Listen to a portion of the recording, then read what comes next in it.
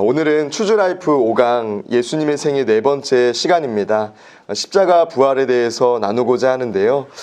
예수님의 공생의 3년 차는 제자 훈련에 대해 집중하시면서 가르치는 기간이기도 했지만 동시에 예수님이 그리스도이심을 스스로 드러내시고 또 기적과 이적들을 통해서 우리에게 나타내신 중요한 해였습니다.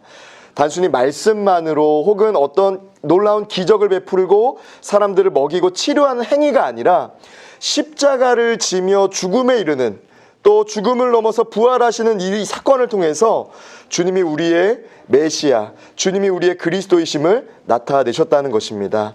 여러분, 저는 오늘 이 추즈라이프 5강이 저와 여러분이 주님의 십자가 사건이 이런 사건이었구나, 또 주님의 부활하심이 이런 일이었구나, 이런 영적인 깨달음과 은혜가 있는 시간 되시기를 주님의 이름으로 축복합니다.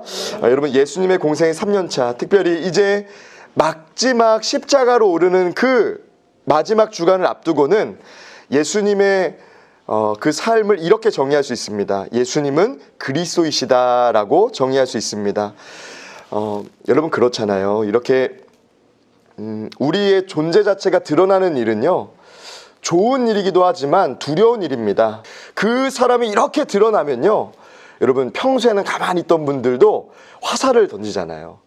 그분이 드러나면 그분이 어떤 삶을 사는지, 그분이 어떤 말을 했는지가 드러나기 때문에 굉장히 조심스러운 일이고, 또 성공한다고 해서 다 기쁜 일이 아니라 내가 그 성공에 합당한 삶을 살아왔을 때 그것이 기쁜 일이 되더라고요. 여러분, 어떠세요? 우리의 자녀들이 무조건적으로 높은 자리에 앉기를 위해서, 좋은 성공을 위해서만 기도하지 마시고 하나님이 축복하실 때 그 자리에 합당한 삶을 살아내는 자녀가 될 수 있도록 기도하는 저와 여러분 되시기를 주님의 이름으로 축원합니다.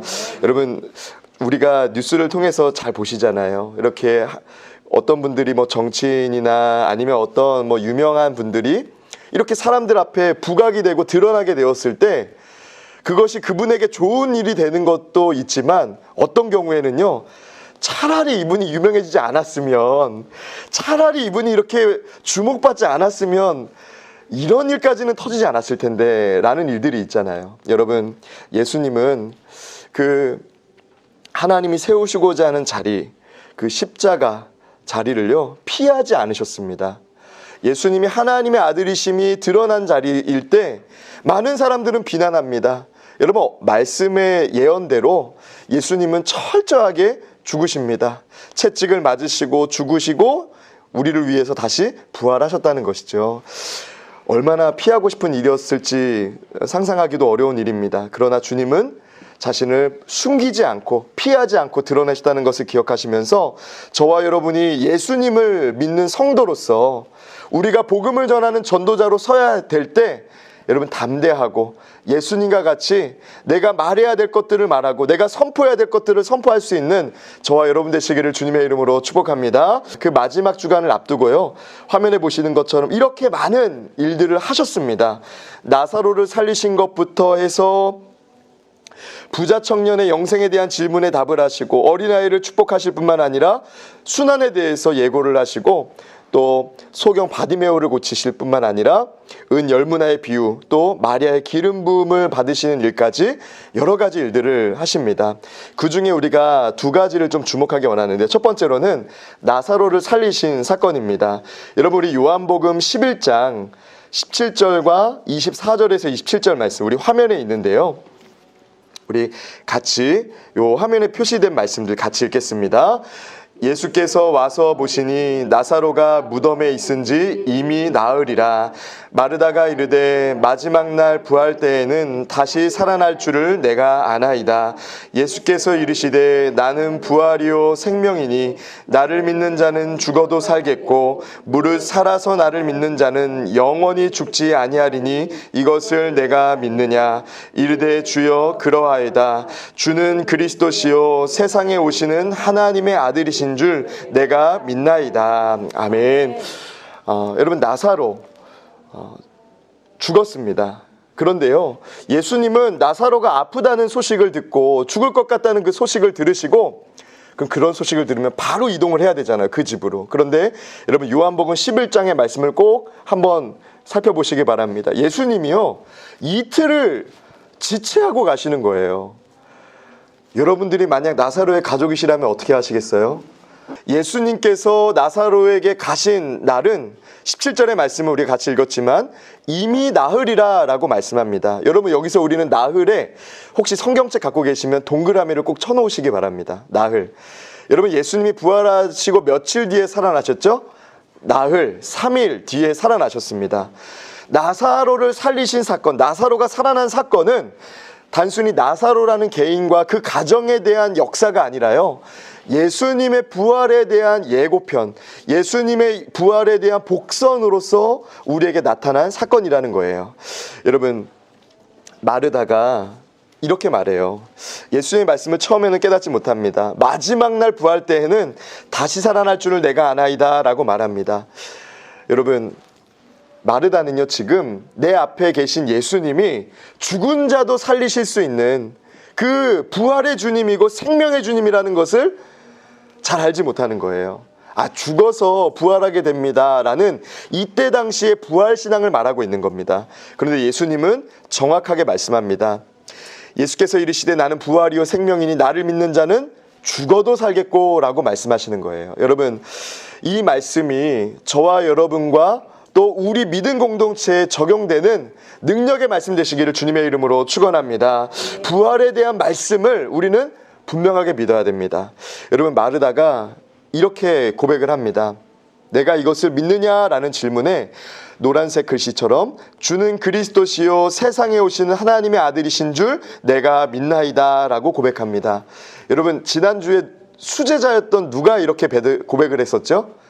베드로가 이 고백을 했었잖아요. 주는 그리스도시요 살아계신 하나님의 아들입니다 라고 고백했잖아요.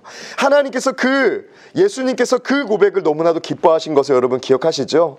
마르다 비록 지금 그 오라버니가 죽어있는 상태지만 또 병들어서 이미 죽은 지 나흘이 된 상태이지만 마르다는 예수님을 믿는 믿음으로 고백하고 있는 거예요. 주는 그리스도시요 세상에 오신 하나님의 아들이신 줄 내가 믿나이다 라고 고백하고 있다는 것입니다. 사랑하는 성도 여러분, 저와 여러분이 절망적인 상황과 아픔이 있는 그 자리에서 그것을 눈에 보면서 그것만 생각하면서 그 일만 바라보면서 낙심하지 마시고 내 안에 소망 되시며 부활의 소망 되신 주님을 바라보며 다시금 힘을 얻으시기를 소망의 사람으로 거듭나시기를 주님의 이름으로 축원합니다. 우리가 지금 나사로를 살리신 것을 나누고 있는 베다니는 왼편에 베들레헴과 벳삭의 가운데 지역인 베들레헴 위쪽인 베다니입니다. 이 지역은요 이름이 슬픔의 집, 고난의 집이라는 뜻을 갖고 있습니다. 아픈 자가 많고 슬픈 일을 겪는 자가 많았던 동네라는 거예요. 오늘 나사로가 죽었다가 살아난 이 일을 경험했지만 여러분 죽음 가운데에서도 예수님을 만날 때 슬픔을 이길 수 있고 고난을 이길 수 있다는 것을 성경은 우리에게 증거하고 있다는 것입니다. 여러분 오른쪽에 보시는 이 회색으로 된 곳 어딜까요? 나사로의 무덤이라고 오늘날 알려진 곳입니다. 그래서 제가 이게 회색으로 이렇게 된 곳이어가지고 일부러 나사로의 그 베다니를 회색으로 좀 색깔을 칠해봤어요. 여러분 기억하시면 되겠습니다. 두 번째로는요, 마리아의 기름 부으심을 받았던 이 사건에 대해서 우리가 좀 나누기를 원하는데요. 요한복음 14장 1절에서 9절 말씀 여러분이 같이 한번 읽어보도록 하겠습니다. 이틀이 지나면 유월절과 무교절이라 대제사장들과 서기관들이 예수를 흉계로 잡아 죽일 방도를 구하며 이르되 민난이 날까 하노니 명절에는 하지 말자 하더라. 예수께서 베다니 나병 환자 시몬의 집에서 식사하실 때에 한 여자가 매우 값진 향유 곧 순전한 나드 한 옥합을 가지고 나와서 그 옥합을 깨뜨려 엎드려 예수의 머리에 부으니 어떤 사람들이 화를 내어 서로 말하되 어찌하여 이 향유를 허비하는가? 이 향유를 300데나리온 이상에 팔아 가난한 자들에게 줄 수 있었겠도다 하며 그 여자를 책망하는지라. 예수께서 이르시되 가만두라. 너희가 어찌하여 그를 괴롭게 하느냐? 그가 내게 좋은 일을 하였느니라. 가난한 자들은 항상 너희와 함께 있으니 아무 때라도 원하는 대로 도울 수 있거니와 나는 너희와 항상 함께 있지 아니하리라.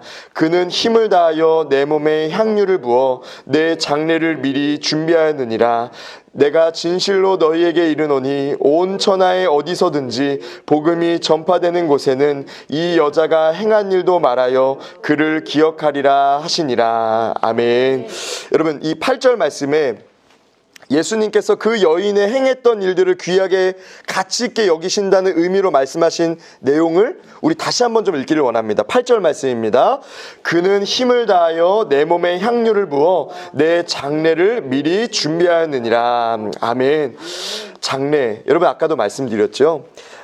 몰약이라는 그 나무에서 나오는 진액에서 나는 향으로 시신을 염하는 의미로 그 기름을 발랐던 그 장례를 예수님은 죄인이었기 때문에 또 십자가에 달려 돌아가실 만큼 죄인으로 여겨졌기 때문에 장례를 할 수가 없는 상황이었습니다.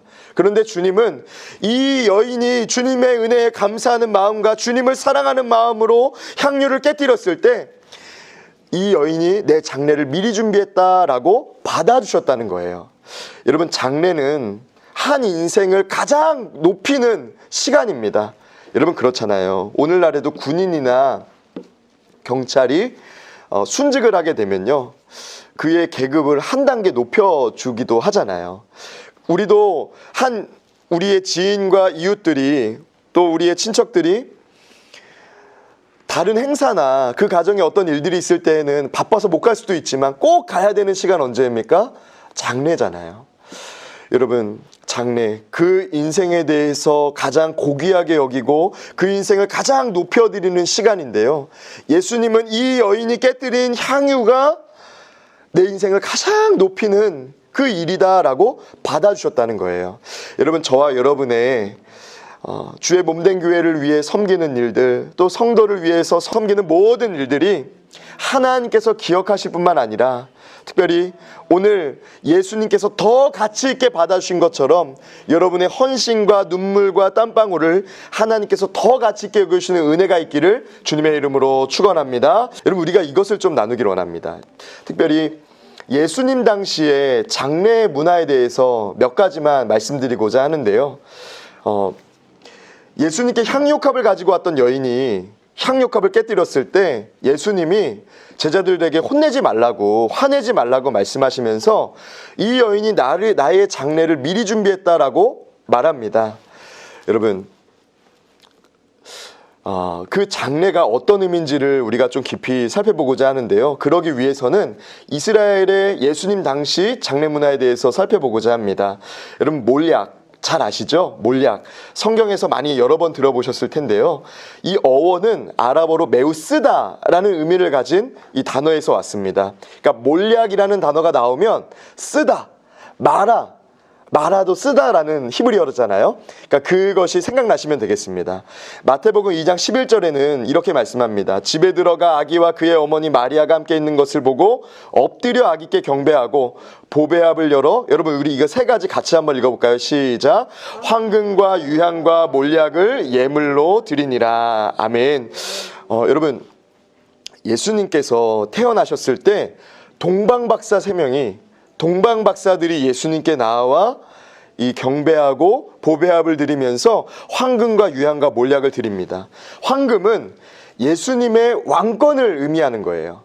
왕 대신 주님의 고백이 이 황금에 담겨져 있고요. 두 번째로는 유향은 예수님의 신성, 이분은 특별하신 분입니다. 그런데 단순히 얼굴이 예쁘고 어떤 사람들이 볼 때 특별한 존재가 아니라 하나님의 아들이신 신적인 존재입니다 라는 고백이 담겨있는 예물이 바로 유향이었습니다. 끝으로 몰약은요, 특별한 선물이에요. 여러분, 아기 예수님께 나와서 지금 몰약을 주고 있는 거잖아요. 근데 이거는 예수님의 죽음에 대한 것을 의미하는 선물입니다. 왜 그런가? 왜 몰약 자체가 죽음을 의미하는가? 여러분, 몰약 그 진액이 나오는 나무는 이렇게 생겼습니다. 여러분, 몰약은요, 구약에서도 나오는데 창세기 37장 25절에 보면, 여러분, 요셉이 구덩이에 빠졌을 때, 요셉이 형들에 의해서 구덩이에 빠졌을 때 지나가던 사람들이 있었잖아요. 그 사람들이 낙타에 뭐가 있었는지 아세요? 창세기 37장 25절의 말씀을 보면 이렇게 말씀합니다. 그들이 앉아 음식을 먹다가 눈을 들어본 즉 한 무리의 이스마엘 사람들이 길르앗에서 오는데 그 낙타들의 향품과 유향과 몰약을 싣고 애굽으로 내려가는지라 라고 말씀하고 있습니다. 요셉이 구덩이에 빠졌을 때 지나가는 사람들의 낙타에도 몰약이 있었다는 거예요. 그리고 에스더 2장 12절의 말씀을 보면 처녀마다 차례대로 아하수에로 왕에게로 나아가기 전에 여자에 대하여 정한 규례대로 12달 동안을 행하되 6달은 몰약 기름을 쓰고 라고 말씀합니다. 두 가지 의미인데요. 하나는 이 몰약은요, 향이 아주 진한 것입니다. 그래서 시신을 처리할 때 시신에 대해서 시신의 향이 나지 않도록 하는 목적으로 쓰이고, 두 번째로는 여성에게 이렇게 향기가 날 수 있도록 하는 데 쓰인 그런 화장 혹은 미용품으로 쓰였던 것이 이 몰약이었습니다. 여러분, 요한복음 19장의 말씀을 보면 19장 39절에 40절 말씀, 여러분 이것은 제가 크게 해놨는데요, 우리 요한복음 19장 39절에 40절 말씀 우리 같이 한번 읽어보도록 하겠습니다. 일찍이 예수께 밤에 찾아왔던 니고데모도 몰약과 침향 섞은 것을 100리트라쯤 가지고 온지라. 이에 예수의 시체를 가져다가 유대인의 장례법대로 그 향품과 함께 세마포로 쌌더라. 아멘.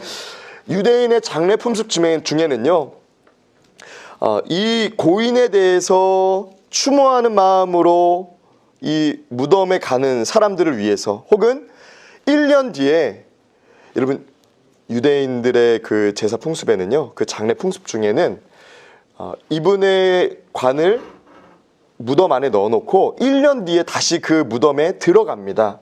왜 들어가느냐 하면, 우리는 여러분 요즘에 화장을 하잖아요. 그래서 바로 유골함에 즉시로 받을 수 있잖아요. 한두 시간 기다리면은.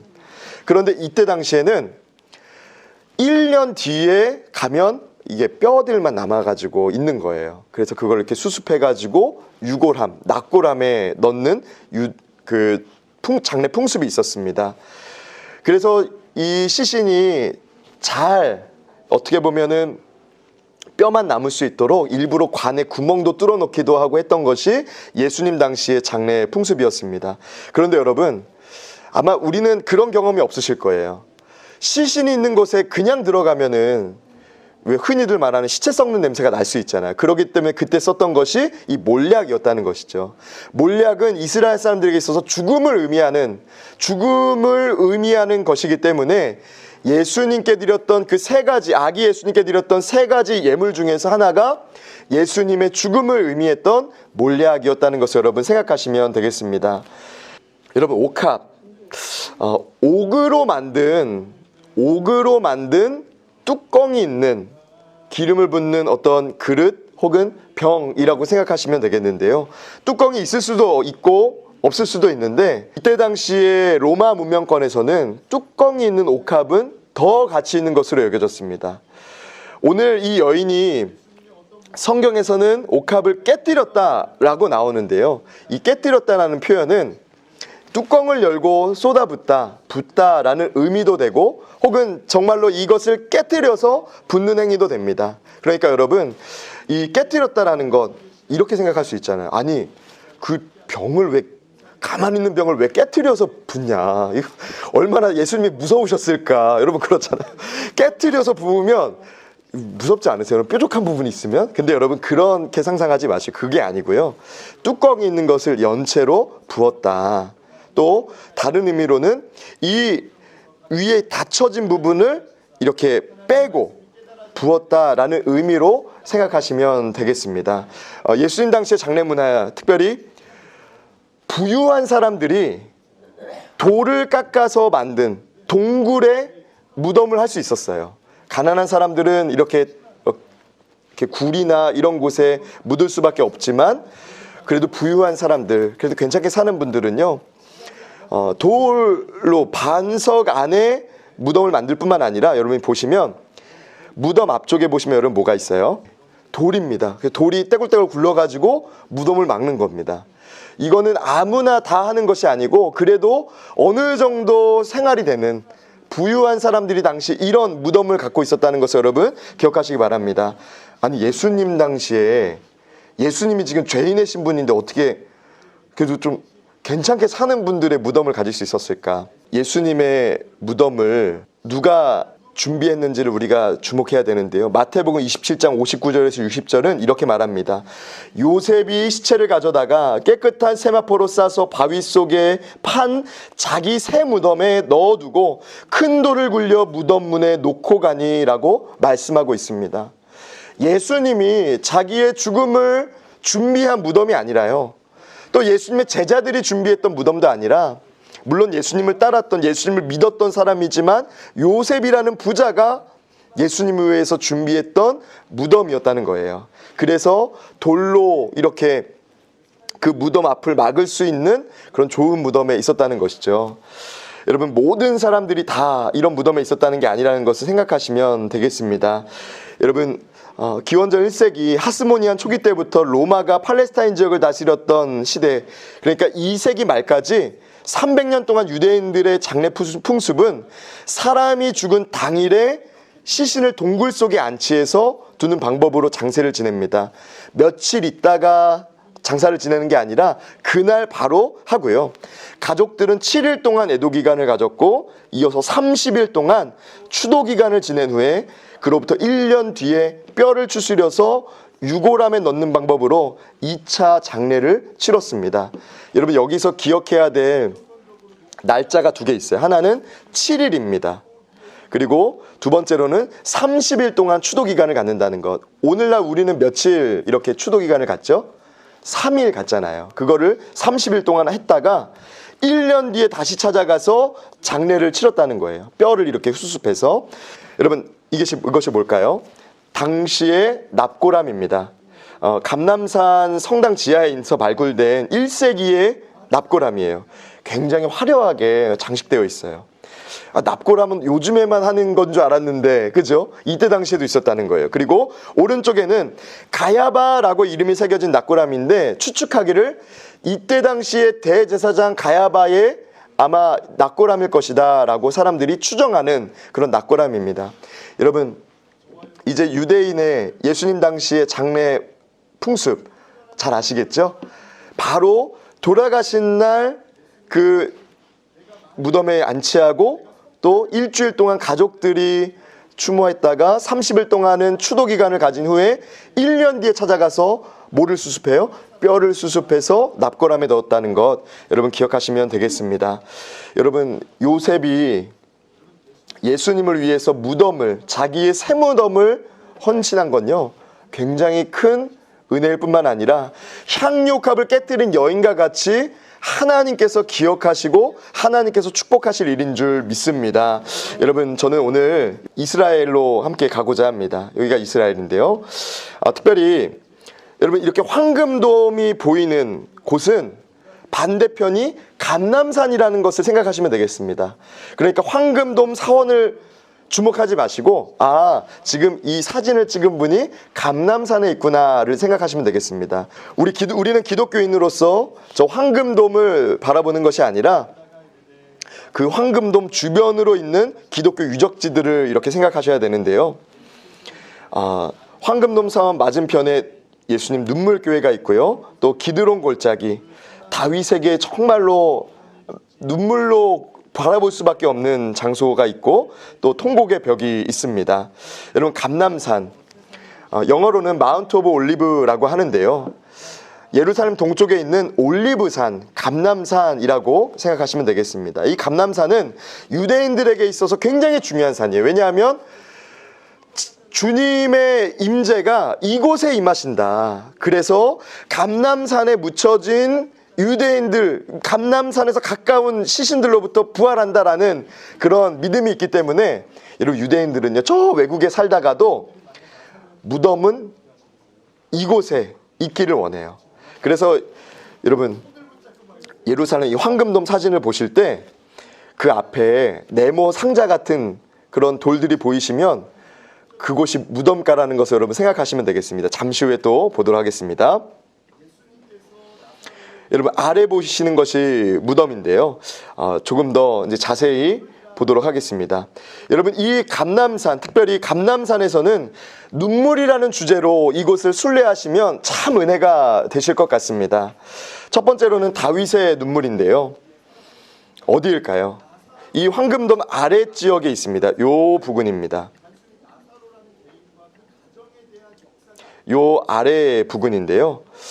자세히 가보면 이것이 있어요. 여러분 이것이 뭘까요? 압살롬의 무덤입니다. 압살롬의 무덤. 여러분 압살롬 평화의 아버지라는 이름의 뜻을 가진 다윗의 셋째 아들인데요. 이름과는 좀 다르게 살았던 사람인 것 같아요. 아버지에게 반역할 뿐만 아니라 정말 아버지를 죽이고자 달려들고 그 권력을 내가 차지하고자 달려들었던 사람이 평화의 아버지라는 이름을 가진, 역설적이게도 그런 이름을 가진 압살롬이었습니다. 다윗은요 이 아들 압살롬이 죽었다라는 소식을 듣게 됩니다. 얼마나 슬퍼했는지 여러분 사무엘하 18장 9절에서 10절의 말씀을 보면 이런 말씀이 있어요. 압살롬의 죽음에 대한 구절인데요. 압살롬이 다윗의 부하들과 마주치니라. 압살롬이 노새를 탔는데 그 노새가 큰 상수리나무 번성한 가지 아래로 지날 때에 압살롬의 머리가 그 상수리나무에 걸림에 그가 공중과 땅 사이에 달리고 그가 탔던 노새는 그 아래로 빠져나간지라. 여러분 전쟁에 나갈 만큼 말을 잘 탔던 사람이, 노새를 잘 탔던 사람이 어떻게 여러분 걸리겠어요? 아마 세상 사람들이 보기에는 우연히 걸린 것이다 라고 하겠지만 아닙니다. 여러분 참 하나님은요 우리의 인생을 정확하게 아실 뿐만 아니라 정말 하나님의 섭리로 우리의 인생을 이끌어 가시는 줄 믿습니다.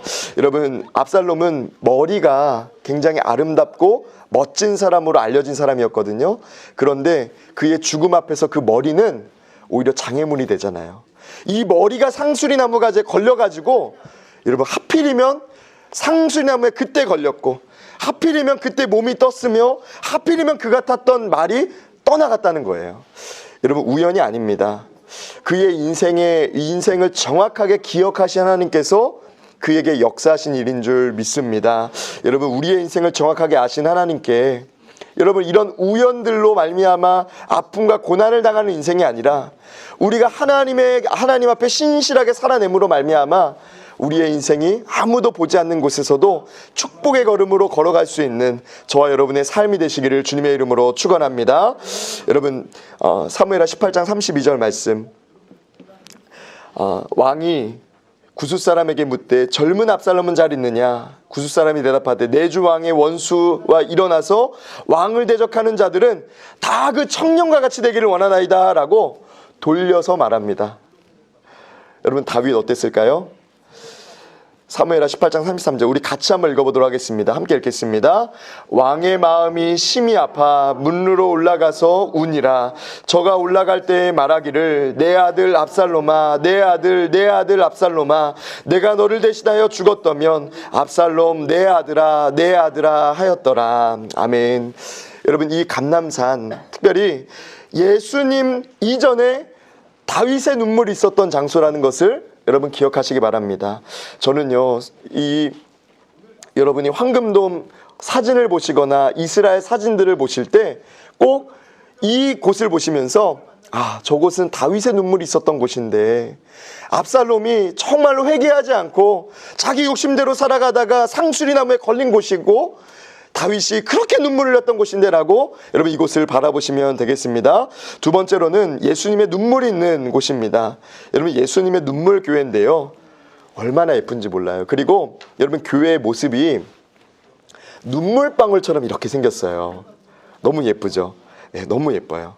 이 교회 중앙에서 보면 예루살렘 전체를 한눈에 바라볼 수가 있습니다. 예수님은 이곳에서 예루살렘을 바라보며 눈물을 흘리시면서 그 붕괴를 예언하셨다는 거예요. 여러분 저기 가운데 보면 이렇게 또 시간이 잘 맞으면요, 이렇게 예배를 드리는 것을 볼 수도 있고요. 지금도 예배를 드립니다. 저기 십자가 요 앞에서 이렇게 보면 예루살렘이 이렇게 전체적으로 내려다 보입니다. 여러분, 저는요, 우리의 삶이 예수님의 눈물을, 예수님의 마음이 있는 곳에 나아갈 수 있는 삶 되시기를 주님의 이름으로 축복합니다. 예수님 눈물교회는 저렇게 눈물방울이 있는 모양으로 이렇게 이렇게 창문도 되어 있고요. 교회 자체도 그렇게 예수님의 눈물 모양으로 이렇게 만들어져 있습니다. 아름답기도 하지만 예수님의 눈물을 기억할 때 참 마음이 뭉클해지는 그런 장소입니다. 올리브 나무들이 있는데, 여러분, 올리브 나무는 특징이 있습니다. 심고 혹은 씨를 뿌리고 혹은 이 어떤 종자나무를 심어서 바로 그 다음에 열매를 거둘 수 있는, 우리가 생각하는 흔한 과실나무와는 다르게 3년에서 5년 정도 뒤에 첫 열매를 거둡니다. 그리고 그 과실이 굉장히 오랜 기간 동안 열매를 맺습니다. 그래서 여러분, 이 만국교회 옆에 또 이 감람산에 가면요, 이 올리브 나무가 있는 정원 같은 곳에 이렇게 걷게 되시는데, 이곳에 있는 나무들은 1000년 혹은 2000년 된 나무들이 있다고 합니다. 근데 여러분, 저기 앞에 굵은 거 보이세요? 정말로 굵어가지고요. 왜 보통 그렇잖아요. 이거 2000년 됐습니다, 1000년 됐습니다 하면, 정말로요? 이런 생각이 들잖아요. 그런데 3000년은 된 것 같은데요? 이런 생각이 들 정도로 굉장히 굵고, 또 실제로 이파리도 지금도 생생하게 달리는 나무였습니다. 여러분, 제가 이곳을 말씀드리는 이유는 바로 이 장소 때문입니다. 겟세마네 동산이기 때문에 그렇습니다. 예수님이 정말 땀방울이 핏방울 되도록 기도하신 장소가 여러분, 이 올리브들이 있는, 올리브 나무가 있는 장소라는 것을 기억하시면 되겠습니다. 왜 그런가? 겟세마네라는 이름 뜻 자체가 기름을 짜내다, 기름 짜는 틀이라는 뜻을 갖고 있어요. 올리브 기름을 짜는 틀이 이곳에 이제 많이 있었겠죠. 여러분, 우리는 또 다른 영적인 의미로 이 겟세마네를 바라봅니다. 하나님의 뜻을 이루기 위해서 하나님의 그 십자가를 지고 하나님의 뜻을 이 땅 가운데 이루며 많은 이들을 구원하시기 위해서 땀방울이 핏방울이 되도록 그런 어떤 인내와 또 그런 수많은 수모를 감수해야 됐던 예수님의 이 장소가 바로 이 겟세마네라는 것이죠. 여러분, 우리 마태복음 26장 39절의 말씀 우리 같이 한번 읽어보도록 하겠습니다. 조금 나아가사 얼굴을 땅에 대시고 엎드려 기도하여 이르시되, 내 아버지여, 만일 할만하시거든 이 잔을 내게서 지나가게 하옵소서. 그러나 나의 원대로 마시옵고 아버지의 원대로 하옵소서 하시고. 아멘. 고통스럽지만, 아픔이 예상되지만, 힘들 것 같지만, 사람들의 비난이 예상이 되지만 아버지의 뜻이라면 그것을 감당하겠습니다 라고 기도했던 장소가 바로 이 겟세마네였다는 것이죠. 여러분, 겟세마네에 가서만 예수님을 깊이 묵상하는 사람이 아니라 저와 여러분이 말씀을 들으며 주님의 그 겟세마네 동산에서의 기도를 기억하고 기도하실 때마다, 맞아, 나도 예수님처럼 그러나 아버지의 원대로 되기를 원합니다 라고 기도해야 되는 예수님의 사람이지를 기억하시기를 주님의 이름으로 축복합니다. 여러분, 우리는 우리 옆에 계신 분에게 이렇게 좀 축복하겠습니다. 예수님처럼 기도할 때 하나님이 들으십니다. 우리 축복하겠습니다. 예수님처럼 기도할 때 하나님이 들으십니다. 아멘. 여러분, 세 번째로는요, 베드로의 눈물이 있었던 장소예요. 아마 잘 아시죠? 여러분, 십자가 위에 닭 한 마리가 있습니다. 네, 자세히 보니까 닭이에요. 어떤 교회일까요? 예수님 눈물교회에서 조금 내려가면 있는 교회인데요, 베드로 통곡교회입니다. 베드로 통곡교회. 여러분, 베드로 통곡교회 정면을 보면요, 예수님이 붙잡혀 가신 장소, 예수님이 끌려 올라가신 장소가 여기 앞에 있습니다. 여기 가운데 보이시는 계곡이, 이 계곡이 바로 예수님께서 사람들에게 붙잡혀서 올라가신 장소예요. 근데 여러분, 예수님이 붙잡혀 가신 장소에 보면 이런 조각이 있어요. 예수님이 매를 맞으시면서 예수님이 끌려가시면서 마치 큰 죄인 마냥, 마치 짐승 마냥 끌려가는 이 장면이 기록되어 있는데 예수님의 눈이 이렇게 보고 계시거든요. 그 맞은편에 있는 교회가 베드로 통곡교회인 거예요. 예수님을 부인했던, 예수님을 3번이나 부인했던 베드로가 앞을 봤을 때 예수님은 어떤 마음으로 나를 보셨을까를 생각할 수 있는 장소라는 것이죠. 저는 정말 이 예수님의 모습이 너무나 은혜가 되고요. 정말 눈물이 나더라고요. 예수님은 무슨 말씀을 하시고 싶으셨을까? 베드로 통곡교회 앞에 있는 이 그림에는 프랑스어로 적혀져 있습니다. 마태복음 16장 19절의 말씀이 기록되어 있는데 우리 같이 한번 읽어볼까요? 같이 읽겠습니다. 내가 천국 열쇠를 내게 주리니 내가 땅에서 무엇이든지 매면 하늘에서도 매일 것이요 내가 땅에서 무엇이든지 풀면 하늘에서도 풀리리라 하시고. 아멘. 여러분, 주님의 이 말씀은요 뒤로 우리를 물러나게 하는 말씀이 아니라, 맞아, 저기 붙잡혀 가시는 그 주님은 내게 천국 열쇠를 주시고 내게 은혜를 주시고 내게 물리를 걷게 하셨던 주님인데 나는 부인했다라는 것을 생각나게 했다는 것이죠. 마가복음 14장 72절은 이렇게 말씀합니다. 닭이 곧 2번째 울더라. 이에 베드로가 예수께서 자기에게 하신 말씀, 곧 닭이 2번 울기 전에 내가 3번 나를 부인하리라 하심이 기억되어, 여러분 우리 이 부분 같이 한번 읽도록 하겠습니다. 시작. 그 일을 생각하고 울었더라. 아멘. 여러분, 주님은 모르시지 않습니다. 저와 여러분의 연약함, 저와 여러분의 형식적인 예배, 저와 여러분의 굳어진 마음, 저와 여러분의 연약한 것들 주님은 모르시지 않습니다. 그런데 바라보고 계신 거예요. 여러분, 저와 여러분에게 베드로의 눈물이 있어서 회개할 뿐만 아니라 다시금 사명자로 살아가는 은혜가 저와 여러분에게 있으시기를 주님의 이름으로 축복합니다. 이 감람산, 특별히 이스라엘 예루살렘은요 4번째로 유대인의 눈물이 있는 장소입니다. 여러분, 아까도 말씀드렸죠. 요게 바로 그 무덤입니다. 유대인들의 무덤이에요. 유대인들은 지금도 이 감람산에 묻히고 싶어하는 분들이 있습니다. 많아요. 왜 그런가? 그들의 메시아 사상 때문입니다. 주님께서 재림하시고 부활하실 때 이곳으로부터 부활하게 된다는 그런 사상이 있기 때문인데요. 근데 누가 던져놨는지 저 무덤 위에 돌이 있는 거예요. 여러분 보이세요?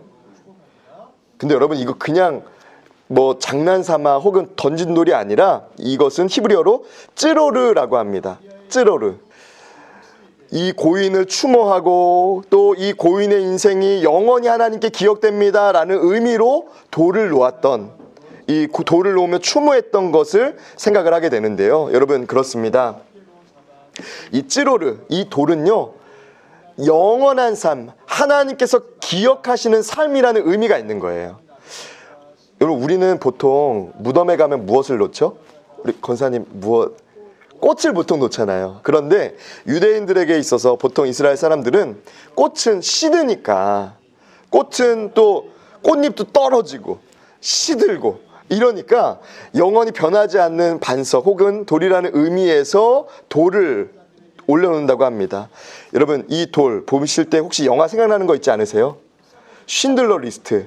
여러분, 이 쉰들러 리스트는 여러분 잘 아시겠지만 1939년 나치 독일에 점령당한 폴란드에 의주하게 되는데요.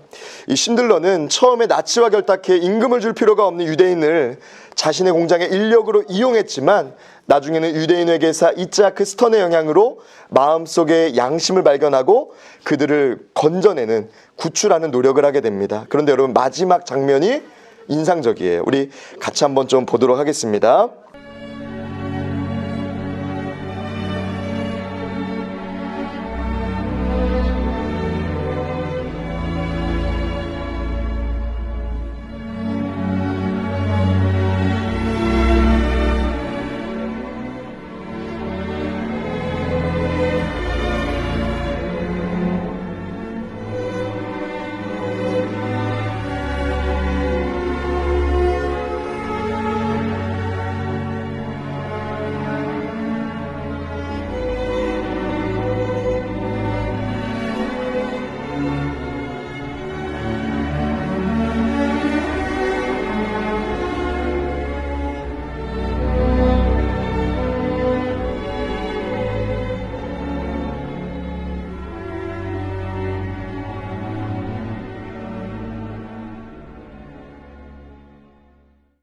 단순히 이 사람들의 희생되었기 때문에가 아니라, 이 사람들이 희생되었기 때문이 아니라 고인을 추모하는 이런 문화가 있다는 거예요.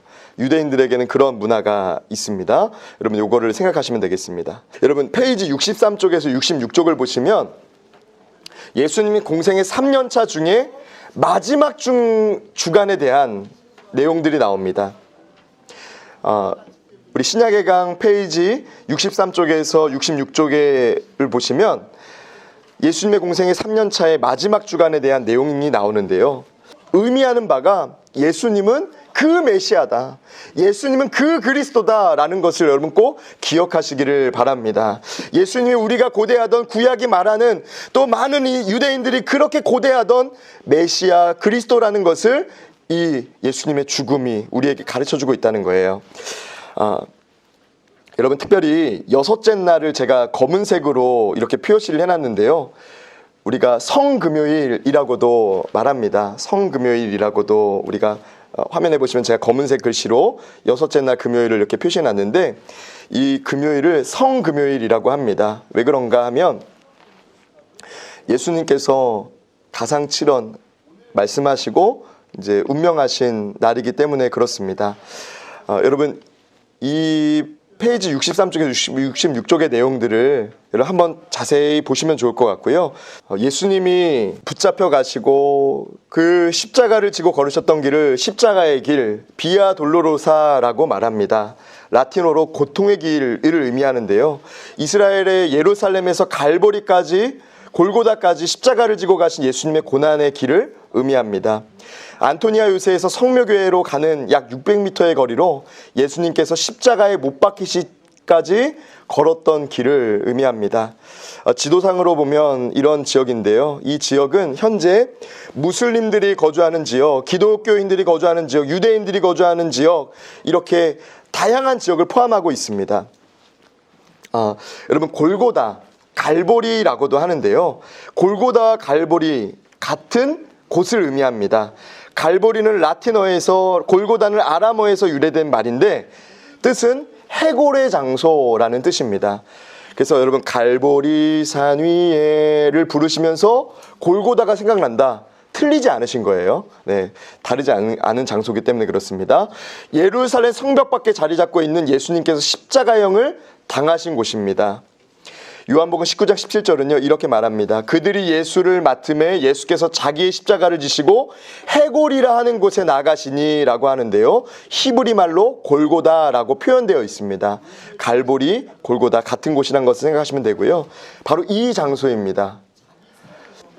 여러분 참 해골이라는 것이 참 어떻게 보면 떠오르기도 하는 것 같아요. 이 장소 자체가 좀 떠오르기도 합니다. 여러분 비아돌로로사 십자가의 길은 이렇게 14 코스로 이루어져 있는데요. 네, 한번 이 14장소 여러분 어떤 곳인지 빠르게 한번 좀 보도록 하겠습니다.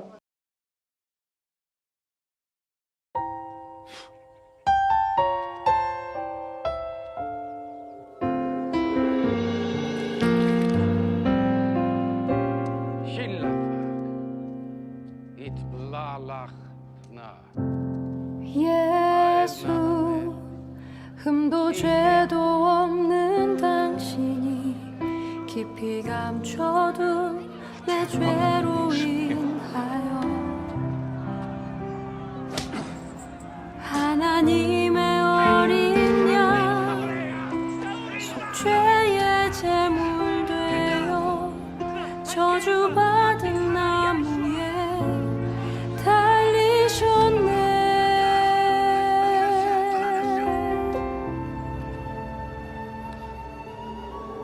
내가 예수를 당신을 부인했습니다. 내가 예수를 당신을 못 박았습니다. 당신이 행하신 일 모든 약속을 다 잊고 십자가의 예수를 매달았네.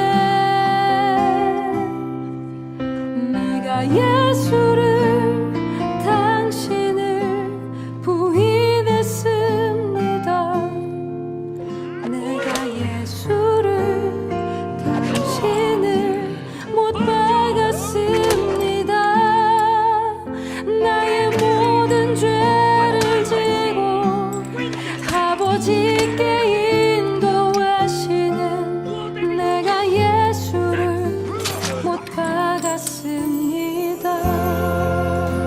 함께 고백합니다. 예수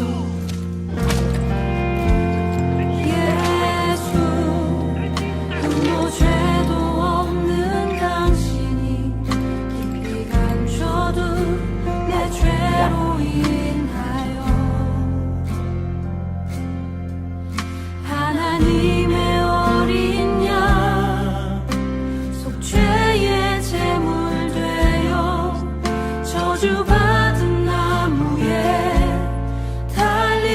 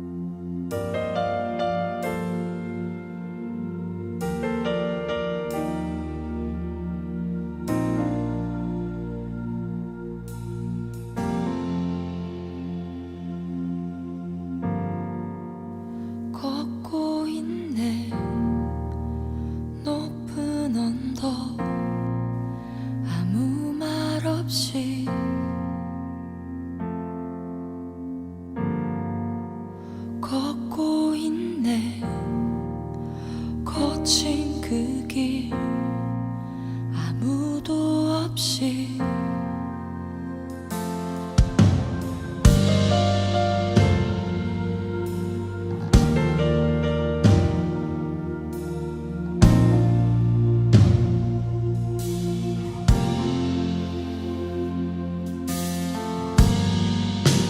걷고 있네 높은 언덕 아무 말 없이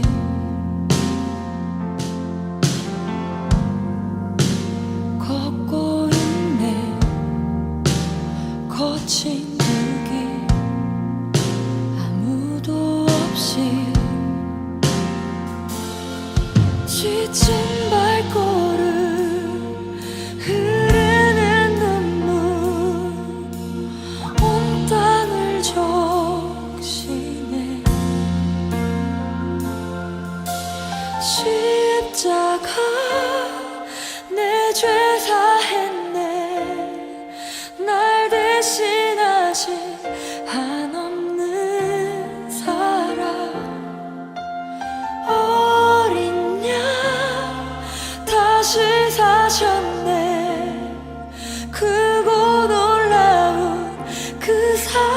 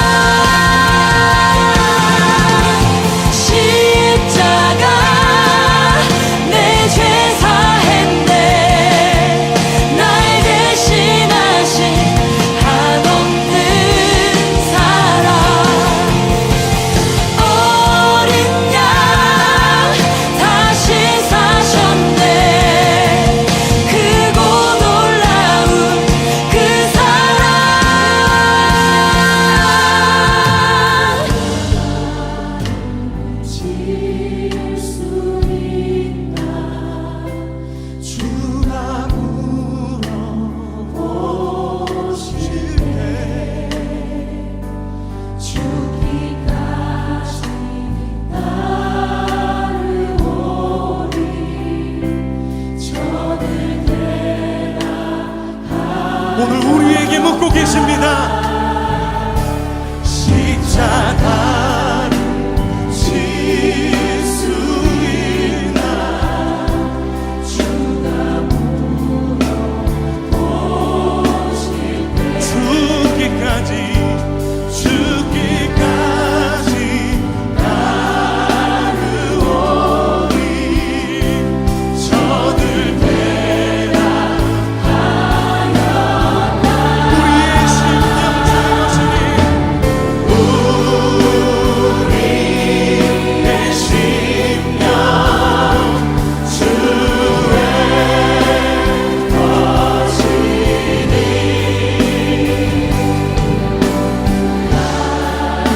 당신의 영상만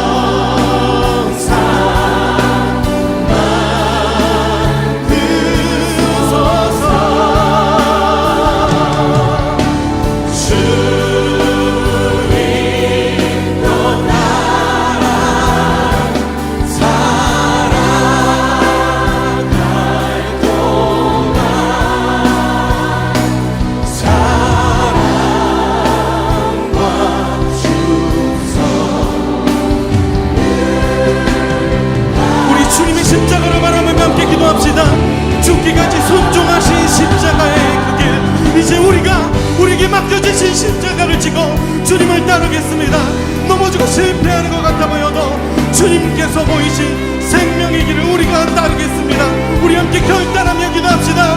주여 하나님 우리를 위하여 택하신 주님의 방법 우리를 위하여 택하신 주님의 길 우리를 위하여 택하신 주님의 길 놀라우신 그 십자가의 길 하나님 우리가 따르는 것이 세상의 길이 아니라 아버지가 주신 그 길 이 말씀을 따라 죽음까지도 두려워하지 않으시고 그 뜻을 이루시며 그 길을 가신 아버지의 뜻을 예수 그리스도의 그 십자가의 길을 그 놀라운 길을 우리가 따라가길 원합니다. 이 땅 가운데 십자가의 은혜를 입은 우리가 그 십자가의 은혜로 부르심받은 우리가 하나님 그 은혜로 제자로 부르심받은 우리가 그것으로 우리의 삶을 고백하며 그것으로 우리의 삶을 증명하며 그것으로 하나님께 영광을 돌리며 하나님 그렇게 살아갈 때 하나님의 영광과 하나님의 영광이 우리를 통하여 이루어지는 것을 이 땅의 행복하심을 우리가 보게 하여 주시옵소서.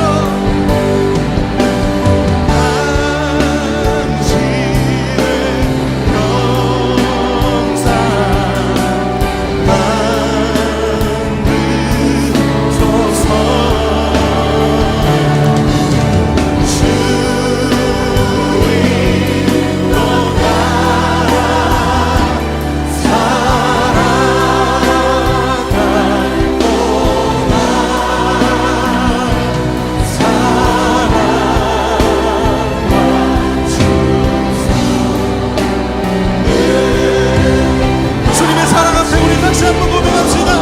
우리 심령주의 것이니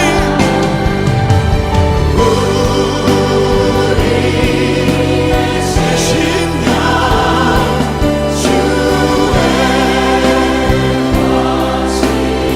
아멘 당신의 영상 주의 영상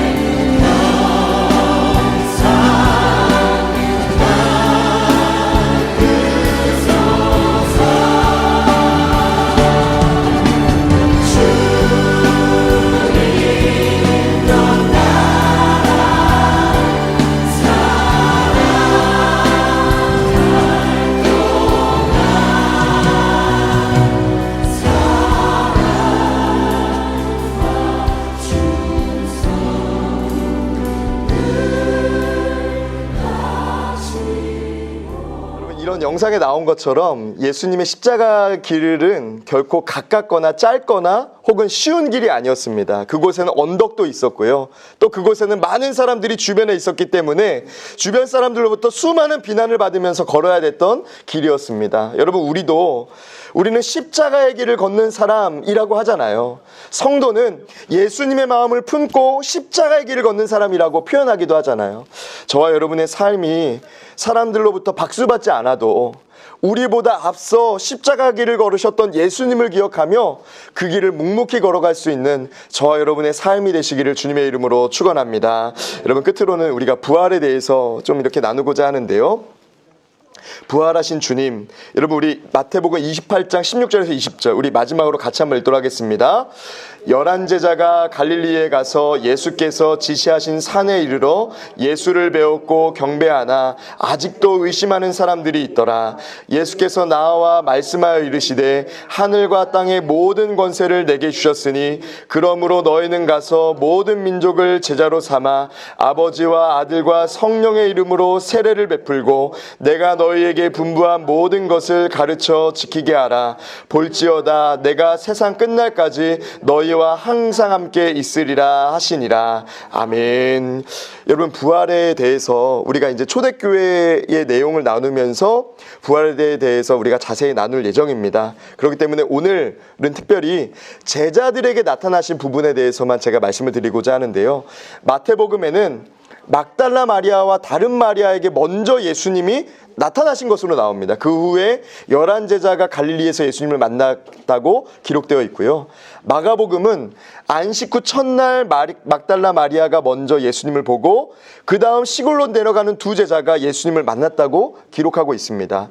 누가복음에서는 예수님께서 엠마오로 가는 제자들에게 나타나 11제자를 그 이후에 만난 것으로 말씀하고요. 요한복음은 막달라 마리아가 먼저 예수님을 만났고 그 후 유대인들의 박해가 두려워 숨어있던 제자들의 방에서 예수님을 만났다고 기록하고 있습니다.